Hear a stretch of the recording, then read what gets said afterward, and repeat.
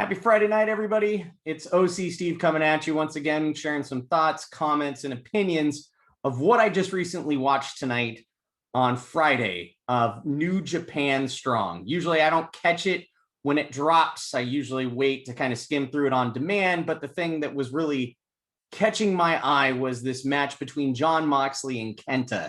This a long awaited match where they've done a lot of buildup, where Kenta had to earn the opportunity to fight Moxley. He even defended Set Suitcase at Wrestle Kingdom to add some legitimacy to this match.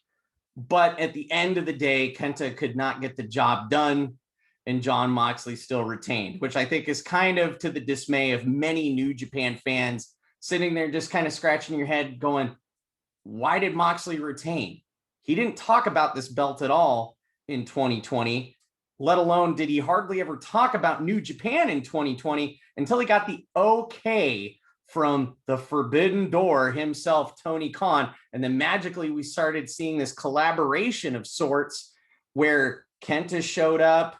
They started name dropping to the point of nauseum on their program, ultimately just for Tony Khan to give the okay for Mr. Johnny B. Good to drive in a truck from Nevada down to Thousand Oaks just to keep a belt that he hardly ever discussed in 2020 at all, maybe as just a little quib here and there.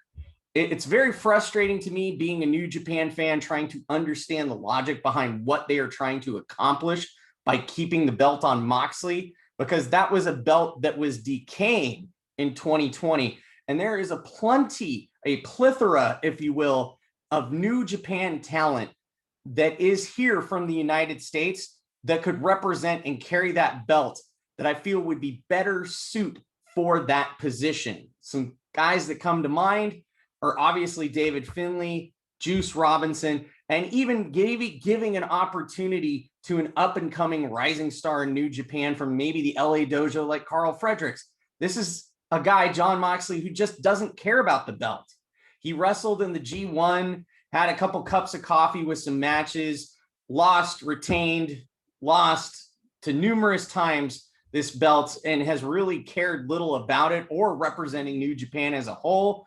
I think this is just a glorified act of staying face and keeping good with New Japan and AEW as they're trying to grow into the market, because they realize the amount of weight that Tony Khan has and how easily they can be canceled in this new landscape with a matter of a tweet, a thought, a comment put out there into the water and let it expand like a stone that ripples in a pond.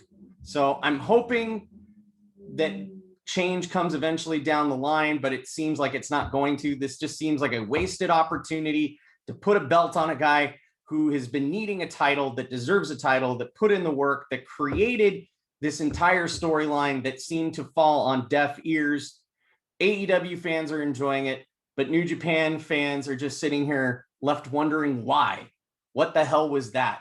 Why was this match so poorly produced? It looked like I was watching found footage, like a Cloverfield movie. The shoulder cam on the guy was way too zoomed in and he was jostling around too much. This match would have been better done on a steady cam and a side cam rather than using multiple shoulder cams. It just looked poorly produced. I've seen better matches recorded via Fight TV for the past of bar wrestling. Pro Wrestling Guerrilla definitely knows how to record a match. So does GCW and MLW. This just looked like amateur hour for New Japan, on top of the problematic issue of keeping the belt on Jon Moxley, which I discussed in a previous video over a year ago. So that's just kind of my thoughts and opinions right now. I don't think that this did any help for New Japan. I think this was more of a disservice than anything else. So I'm hoping that down the line they have the ability to correct it. I really just hope this doesn't become another rematch that's on Double or Nothing or some AEW pay-per-view, but more than likely that's what's bound to happen down the line. So that's my thoughts. If you feel the same, if you don't feel the same, share your comments below. Please like and share and subscribe this video. And as always, thanks for your time. Hope you stay healthy and enjoy some good wrestling. And I'll catch you on the next one.